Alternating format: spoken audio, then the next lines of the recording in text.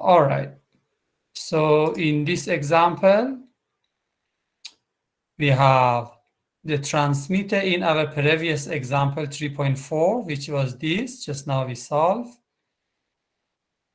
Experiences an antenna current change from 4.8 ampere unmodulated to 5.1 ampere. So what is the percentage of modulation? So here we need to find the modulation percentage. So, all right, so we just rewrite the equation.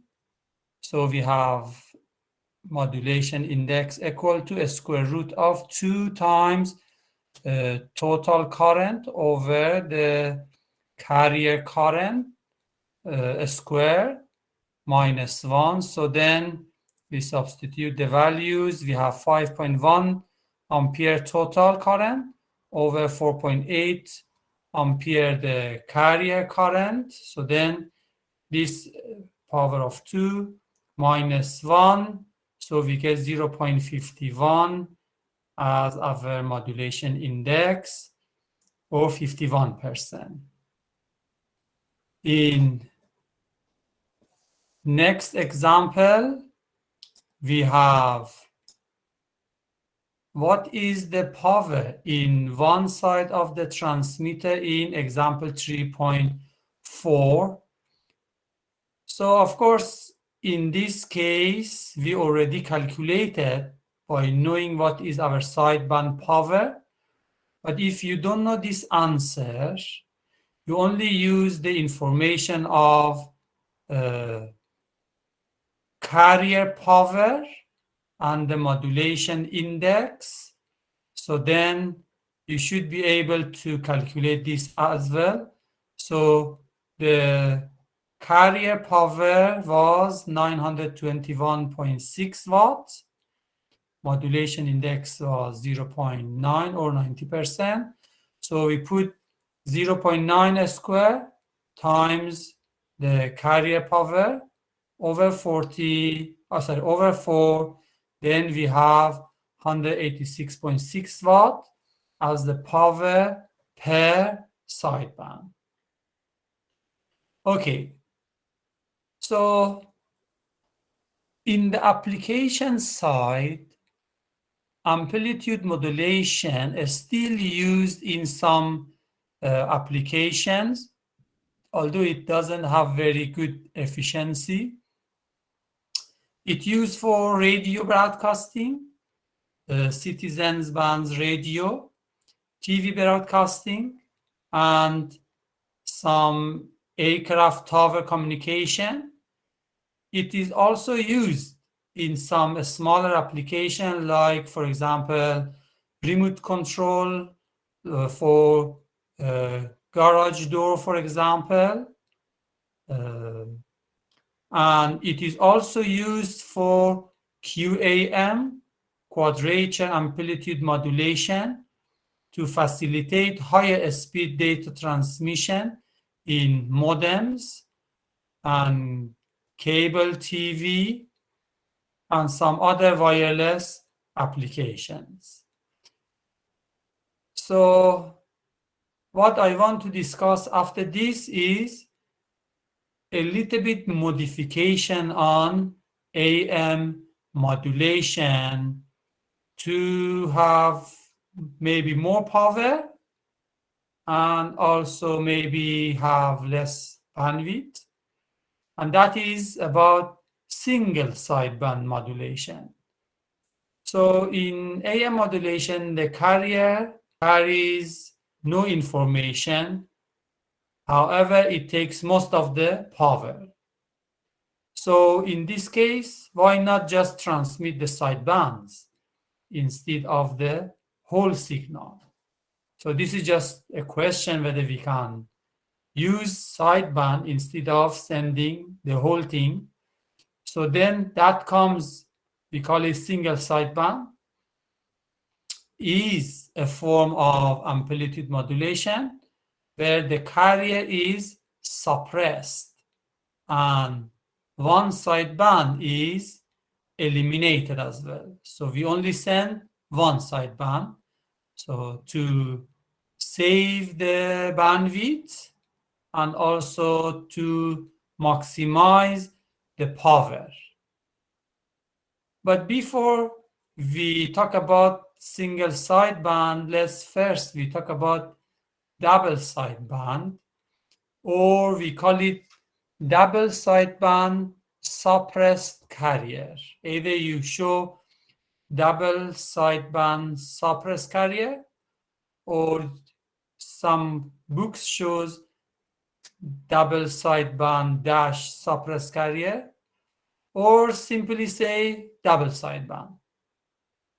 So in this case, no power is vested in the carrier. Double sideband is not widely used because the signal is difficult to demodulate or recover at the receiver.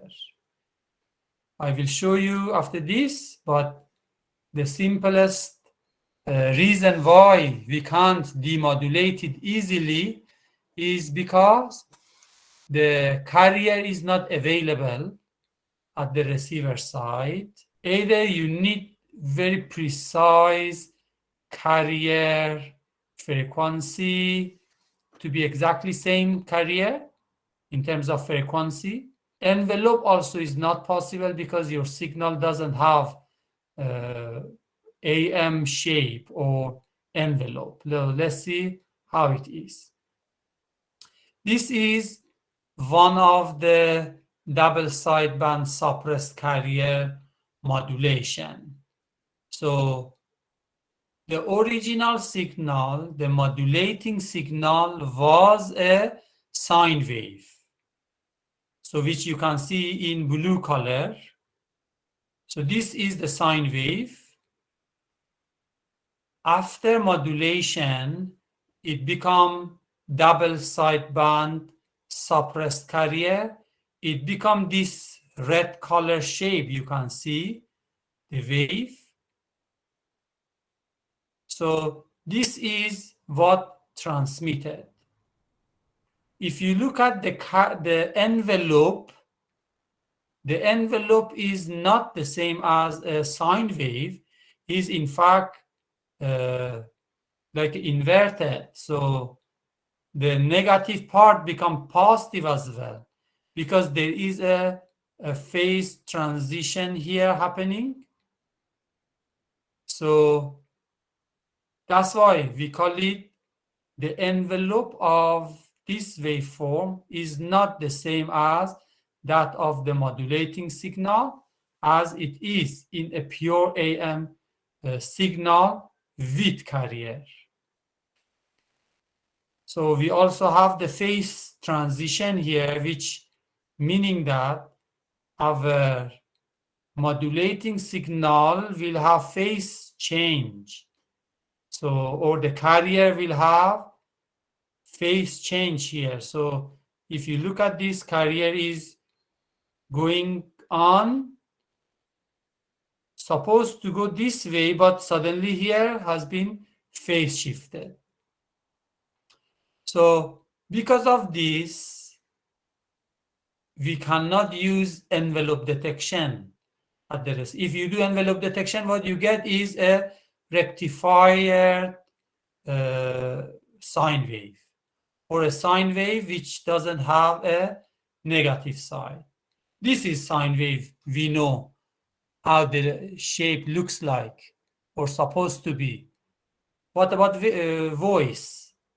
Voice, we don't know what is the shape.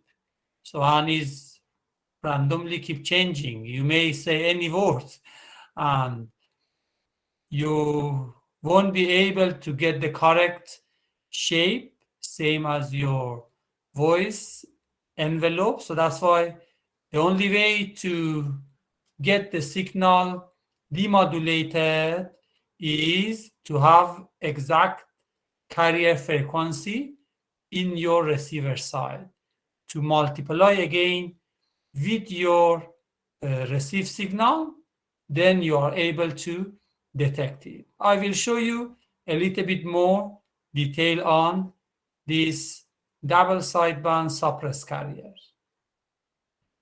And a double-sideband suppressed carrier, the carrier here, which we show by dashed, won't be exist. Here it just show dashed form for you to understand. But in the transmitted signal, this won't be available. You only have upper sideband and lower sideband. I show you this. We have a modulating signal which shown here as xt. This is time domain. And the right side is showing the spectrum or frequency shape of your message signal. So let's say is this shape, and it has a bandwidth of -b to b. So this is xt time domain. You have xf in frequency domain. We want to modulate this with double-sideband suppressed carrier. What we do is the xt modulating signal will be just simply multiplied by a carrier which have AC cosine omega ct, for example. Multiplying this by xt become AC times xt cosine omega t. So this is your modulated signal. So let's see what is the shape of this modulated signal. This was your message signal in time domain, and this was the frequency spectrum of your message. After modulation, we said we have AC xt cosine omega t. This is the equation. And in time domain, this signal xt have now this form, is multiplied by a carrier frequency. This is the shape. There is a phase shift here. Then your carrier changing according to the size of your or amplitude of your modulating signal. This dash shown here is your envelope, but of course the envelope is not the same as your original message. The original message is going this form, but your envelope is this. This is the positive part is your envelope, or the negative part is your envelope. So that is in time domain. What happened to the frequency domain?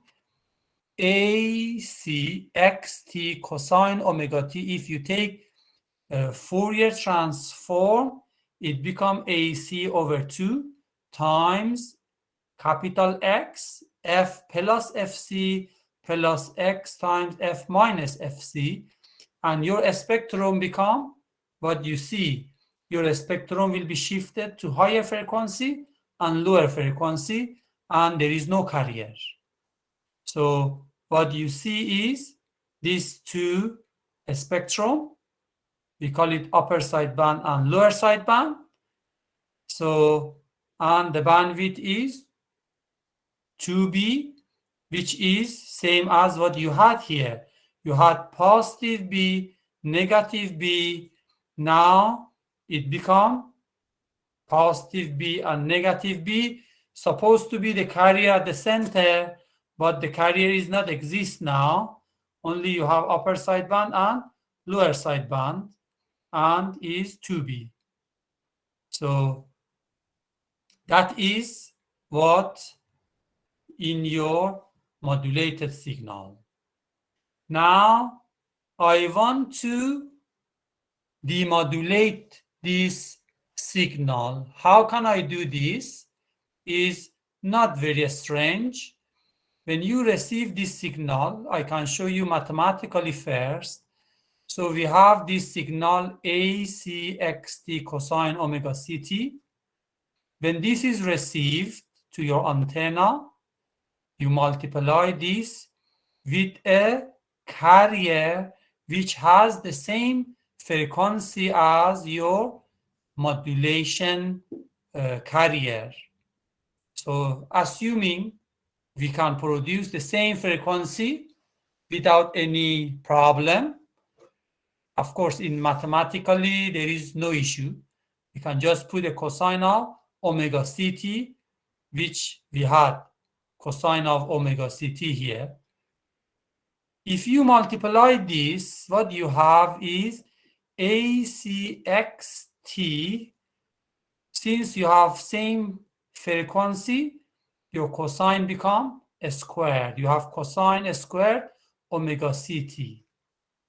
Then what happened is if you do this multiplication, cosine square, you can break it down to this form. You look at here, mathematically, cosine squared x is equal to half of the 1 plus cosine 2x. What is x here is omega CT. So, meaning that what we can have is we can have 1 plus cosine 2 times of our omega CT. Then we just apply this. AC will be divided by 2 because here of our equation. So AC over 2. Then cosine square omega CT will be, what we have is 1 plus cosine, and the xt will be multiplied as well. So AC xt is like a coefficient multiplied by 1 plus cosine 2 omega CT. I keep XAC over 2 outside and XT multiply inside this bracket. So 1 times XT will be XT. Then XT times cosine 2 omega CT is this. So then what I have is AC over 2 times XT plus AC over 2 times XT cosine 2 omega CT. Your message exists in both parts. Means this is XT, which is your message, which was this XT. You also have a XT times cosine 2 times of your carrier frequency. What I am looking for is the XT. Of course, this is just coefficient representing your power. I don't want the cosine 2 omega CT. The cosine 2 omega CT is higher frequency because the carrier is there. So they have more higher frequency. But the XT doesn't have higher frequency component. XT in fact is same as my original message, and it should have a spectrum exactly at same as our original message, low frequency element. So what I do is when I multiply my received signal with a carrier, I just put a low pass filter, meaning that all elements having low pass or low frequency will pass. Higher frequency element will be just eliminated. So what goes out is AC over 2 XT. AC over 2 times XT cosine 2 omega CT will be just disappear. because they have higher frequency component. So if I convert this to frequency domain, I have this AC over 2xt plus AC over 2xt cosine 2 omega ct gives you this equation, which is AC over 2xf plus AC over 4x f plus 2fc plus x f minus 2fc, meaning this higher frequency element have a spectrum here at 2 times carrier frequency, and you have your message signal at original frequency or 0 frequency. Your low pass filter only allow this part go through. These two parts, the two sides will be eliminated. And that is your message. Here you see frequency domain of your message should be same as your message in time domain. This is how you can demodulate your double-sideband suppressed carrier signal. And if I show you the time domain and you have a phase under 80-degree phase shift in your carrier, so you have phase reversal wherever xt crosses 0, no possible to recover the modulating signal using envelope detection. So that is the reason why envelope detection is not possible for this type of modulation. So how we do demodulation, we use a carrier at the receiver to multiply by the message or the received signal. What is the issue? Usually it is difficult to have exactly the same carrier frequency in your receiver. Maybe, of course, we know, let's say we know the carrier frequency we use in the transmitter was, let's say, 100 kilohertz. The receiver is elsewhere, maybe in another city or another location. You need another signal generator over there. Your signal generator, of course, you can produce 100 kilohertz as well. But this signal generator in the receiver side and the signal generator in your transmitter side, there is no guarantee both of them produce absolute frequency similar frequency. It will produce 100 kilohertz. This also produce 100 kilohertz, but if you compare them, maybe they are not exactly the same. Maybe one is 101, another one is 102 or 99, because they are not running with the same clock frequency of one device. Maybe they have two different reference clocks. So, yeah, so if we take one side of this message like this, if you take only one side, like this part, upper sideband, the blue written upper sideband part, then you have single sideband. So doesn't matter you want to take upper sideband or lower sideband, you take any of them, means you have half of your spectrum and you can send over and you can do, we call it single sideband modulation. One sideband is all that is necessary to convey information in a signal.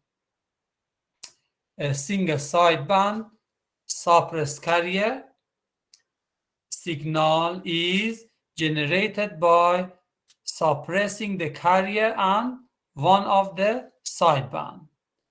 A given single sideband transmitter will have the same communication effectiveness as a conventional AM unless running much more power. For example, if you use single sideband 10 watt, you transmit. If you want to use AM, you need to send 40 watts to receive 10 watt in your one sidebands in the receiver. So the power advantage of single sideband over AM is 4 to 1. Meaning that if you send 40 watt, if you use 40 watt power for your single sideband, when you receive, you have 40 watt. But if you use 40 watt for your AM, you have only 10 watts in your receiver, means 1/4. Here I am showing you the spectrum of single sideband. So as we said, single sideband is when you have your modulating signal. Here is the spectrum. You can see in figure A. It has this shape. You do modulation first with a carrier. Then what happened? This is double-sideband suppressed carrier. Your spectrum become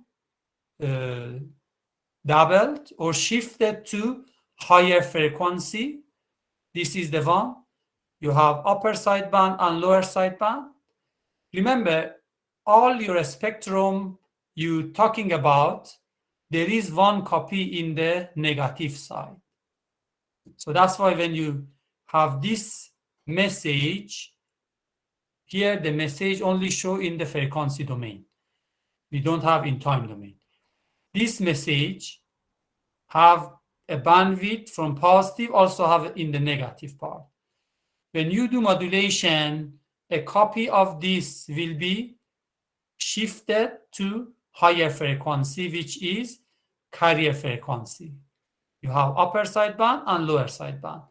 Another copy will be in the negative part. So then, after modulation, if you want to send this, if you send this, will be double sideband suppressed carrier. If you want to do single sideband, you need to put a filter. This filter need to make your frequency or a spectrum half of this to transmit. Either you use higher upper sideband, you need to use higher frequency to be passed, lower frequency to be eliminated. So here is upper sideband, single sideband communication. Or you may use lower frequency to be passed, higher frequency to be eliminated. Then you have lower sideband, single sideband transmission. Only lower sideband will be transmitted. At the receiver side, what you do, you multiply your received signal with the same carrier frequency. Then what happened is you have cosine squared. Cosine squared means 1 plus cosine 2 times your frequency. Then your message will be have in the low frequency, same as your message signal, and you will have higher frequency element which can be eliminated if you use a low pass filter to collect your signal. This is a spectrum of a single sideband modulation. Here are some advantages of single sideband modulation. These are the benefits. A spectrum space is conserved and allows more signals to be transmitted in the same frequency range. All power is channeled into a single sideband, is the one we use. This produces a stronger signal that will carry farther and will be more reliable received at greater distance. So means all your power are in your sideband, you can send to a longer distance. So in terms of bandwidth, you have narrower bandwidth, noise will be less as well. So there is less selective fading. So fading also is like a frequency fading. You can have less in the longer distance. It's like a distortion. What are the disadvantages of single sideband or double sideband suppressed carrier? Single and double sidebands are not widely used because the signal are difficult to recover. As I said, you need exactly the same frequency in the receiver as well. A low power or pilot carrier is sometimes transmitted along with sidebands in order to more easier recover the signal at the receiver. This is not disadvantage. This is a method we use to solve the issue. So means when we sending our double sideband suppressed carrier or single sideband suppressed carrier, we send also a carrier. When we receive there, over there, we know what is our carrier frequency. Then we can use that low power carrier to, of course, we can amplify over there to use for demodulation. That is one method we use. Another disadvantage of single sideband is you need very sharp filter, which sometimes not practically available. In terms of power, in single sideband, the transmitter output is expressed in terms of peak envelope power, which is the maximum power produced on voice amplitude peak. So is voltage RMS square over R is the peak envelope power of your single sideband power. In terms of application, vestigial sideband signal is produced by partially suppressing the lower sideband. I will show you after this. This kind of signal is used in TV transmission. Instead of we use single sideband suppressed carrier, which need a very sharp filter, we use vestigial sideband, which is like this. Look at here. Let's say this is our modulating signal spectrum. This is frequency domain. After you do double sideband suppressed carrier, this will be shifted to higher frequency. You have upper sideband and lower sideband. If you want to do single sideband suppressed carrier, you need to cut this or remove the lower frequency. You will have only single sideband. Lower sideband not exist.